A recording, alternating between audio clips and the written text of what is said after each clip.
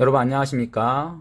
여러분 지금 코로나로 인해서 전국 모든 종교시설에 강력한 조치가 내려졌습니다. 곧 지난 12월 24일 이후에 모든 종교 집회는 온라인 중계에 필요한 인원 20명을 제외하고는 절대 모일 수 없는, 모여서는 안 되는 이 비대면 집회만 가능하게 된 것이죠. 그래서 정부는 이를 어길 시 종교시설을 강제 폐쇄할 수 있는 법을 정했고 실제 지금 진행되고 있습니다.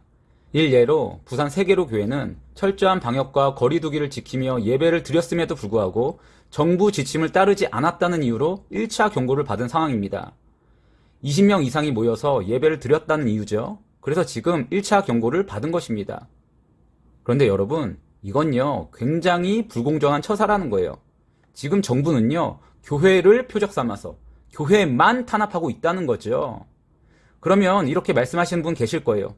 아니, 뭐가 교회만 탄압하는 거냐? 교회가 법을 지키지 않았으니까 경고받은 것이 당연한 것 아니냐? 교회 말고 다른 종교는 다 법을 지킨다. 여러분, 정말 그럴까요? 보시면요, 지난 24일, 그러니까 성탄절 전날이죠. 해인사에서는요, 이렇게 20명 이상이 모여서 행사를 가졌습니다. 물론 이보다 더 큰 행사를 준비했다가 취소하고 간소하게 했다고는 하지만 이 자체가 이미 방역수칙 위반입니다. 심지어 해인사는요, 이걸 유튜브로 공개까지 했어요. 그러면 제가 하나 물어볼게요. 정부는 이렇게 방역수칙을 어기는 해인사에 대해서 1차로 경고했습니까? 교회와 같이, 저 세계로 교회와 같이 1차 경고했습니까? 여러분, 더 놀라운 것이 무엇인지 아십니까? 이날요, 거창 군수도 해인사를 방문했었다는 거예요.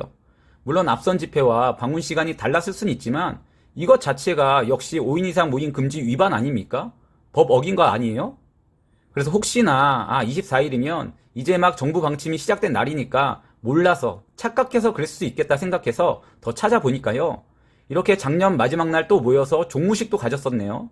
언뜻 봐도 20명이 넘는 방역수칙 위반입니다. 여러분 이뿐일까요? 해인사는요. 해가 바뀌고 새해 시무식도 진행을 했었어요. 비밀로 한 것도 아니고요. 공개적인 행사였습니다. 그러면 혹시 불교 가운데 해인사만 그런 것 아니냐라고 오해할 수 있을 것 같아서 말씀드리면요.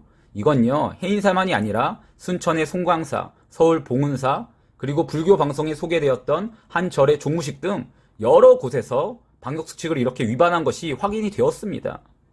그렇다면 정부는 이렇게 공개적으로 방역수칙을 위반한 절들에 대해서 교회와 동일한 기준으로 지금 법을 적용하고 있는지 제가 한번 묻고 싶습니다.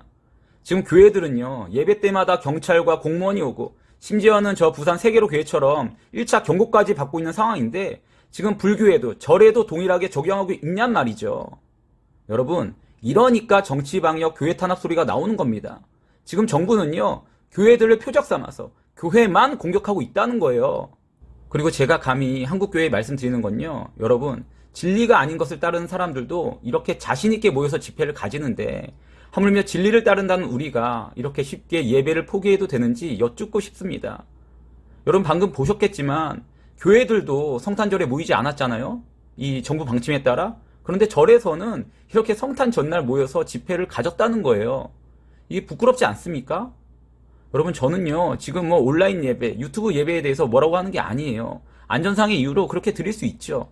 그런데 중요한 것이 뭐냐면 정부가 지금 마음대로 교회를 폐쇄할 수 있는 법을 제정해 놓고 실제로 교회만 폐쇄 조치 내리고 있는 이런 상황에 대해서 어떤 말도 하지 못하고 그저 침묵만 하는 것이 안타까워서 드리는 말씀입니다.